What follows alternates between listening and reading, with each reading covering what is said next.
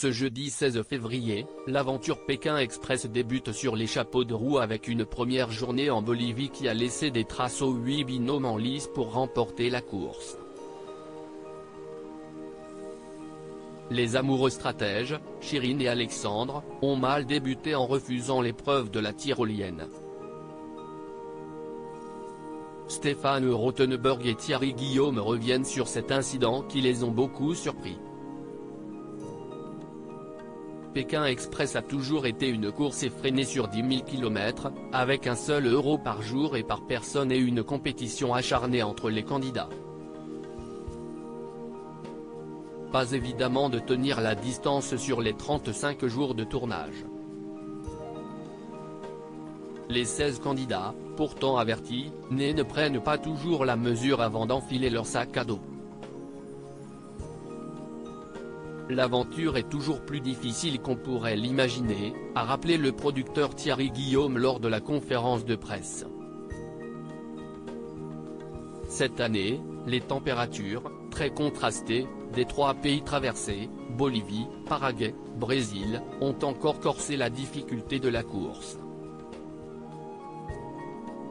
Il poursuit, cette saison a été très dure physiquement pour les candidats à cause de l'altitude en Bolivie. La Paz se situe à 4200 mètres. Et c'était l'hiver là-bas alors qu'on a tourné fin août. La nuit, il faisait en dessous de zéro. Les candidats ont pris une bonne claque en descendant de l'avion. Puis ils ont eu très chaud au Paraguay et presque froid au Brésil avec une tempête tropicale. On était sous des trombes d'eau. Les candidats qui restent tout au long de la course sont vraiment solides parce que c'était costaud.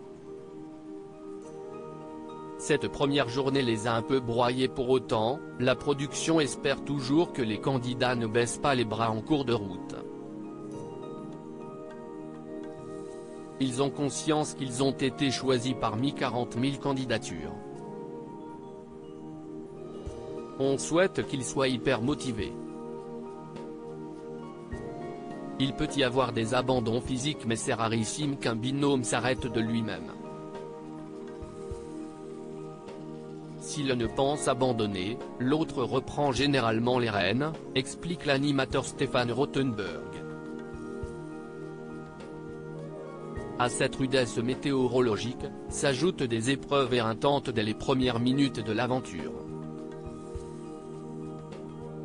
Cette première journée en Bolivie les a un peu broyés, avoue le présentateur. Il faut dire que les 8 binômes en course ont enchaîné les épreuves aussi éprouvantes que déroutantes, à un rythme décoiffant, une baignade à 6 degrés dans le lac Titicaca, un pain de glace à faire fondre sur leur corps et une tyrolienne à 140 km/h. On s'est demandé si Alexandre était vraiment motivé et justement, cette dernière aurait bien pu être fatale au binôme des amoureux stratèges Chirine et Alexandre. Impossible pour le chanteur de 33 ans de prendre le départ de la vertigineuse descente, au grand dam de sa compagne, Chirine, 26 ans, prête à s'élancer dans les airs. Pourtant bien classés dans la course, tous les autres concurrents leur passent allègrement devant et le duo reste bloqué pendant 3 bonnes heures au moins, 170 km derrière. Stéphane Rothenberg et ses équipes ont été saisis par ce refus d'obstacle et ont même été un peu pris de court. Quand on m'a dit qu'ils avaient stoppé la course, je suis tombé par terre parce que je n'aurais jamais pensé que quelqu'un n'allait pas faire cette épreuve. On s'est demandé si Alexandre était vraiment motivé, si on avait fait une erreur de casting. Je me suis même posé la question de préparer l'espère, remplaçant note de la rédaction.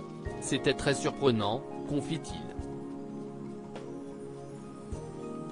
Et de poursuivre, il a envie d'y aller mais la peur est plus grande que la motivation. Tous les phobiques comprennent la réaction d'Alexandre à ce moment-là. C'est irrépressible. Même s'il a bien conscience qu'il est filmé et qu'il y a 100 000 € en jeu. Il ne veut pas que Chirine soit effondrée car elle est très vexée. J'ai également été troublé que Chirine renonce très vite à le convaincre. Pékin Express 2023, Stéphane Rothenberg tease les prochains épisodes car la production n'intervient pas du tout pour remotiver les troupes. On ne va jamais les voir. Je demande aux équipes de garder de la distance par rapport aux binômes. Ils doivent rester dans leur bulle et c'est leur décision, explique Thierry Guillaume. Finalement, le binôme d'amoureux se remet bien de cette mésaventure et reprend la course de plus belle. Mais vous allez voir, ce n'est pas fini. Moi je sais ce qu'il attend ensuite, conclut Stéphane Rothenberg. Alors, Alexandre aura-t-il vaincre ses peurs?